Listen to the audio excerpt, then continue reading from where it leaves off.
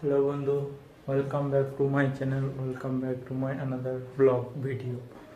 তো আজকে আমি তোমাদের সামনে এই ব্লগটি করছি হচ্ছে সুইগির অ্যাপে আমি প্রথম ডেলিভারি করতাম। তো কেন ডেলিভারিটা ছেড়ে দিলাম সেই বিষয় নিয়ে আজকে আলোচনা করবো এই ছোট্ট একটি মিনি ব্লগে।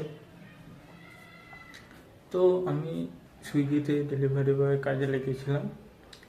তো লাগার পর আমি দুদিন গিয়েছিলাম ডেলিভারি করতে। তো ডেলিভারি করার সময় অনেক কিছু বিষয়ে অনেক কিছু জিনিস খেয়াল রাখলাম, দিয়ে কি করলাম, আমি ডেলিভারিটা ছেড়ে দিলাম। এর কারণ হচ্ছে আমি একদিন ডেলিভারি করতে গিয়েছিলাম।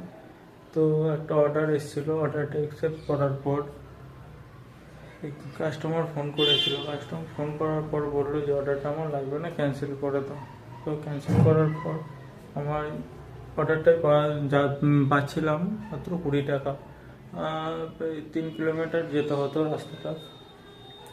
তো যাওয়ার পর অর্ডারটা ক্যান্সেল করে দেওয়ার পর আমার পেনাল্টি দিতে হয়েছে, সেক্ষেত্রে 30 টাকা পেনাল্টি কেটেছে।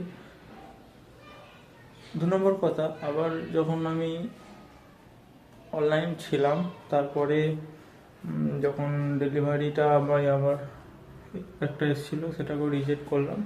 তার ফলে আবারও 30 টাকা কেটে নিয়েছিল। তো এই করে আর এমনিতেও কী বলো, 20-25 টাকার বেশি আমি সুইগি ডেলিভারিতে দিচ্ছিল না, সেই জন্যে বন্ধ রেখে দিয়েছি। আমি আর ডেলিভারি করতে যাইনি।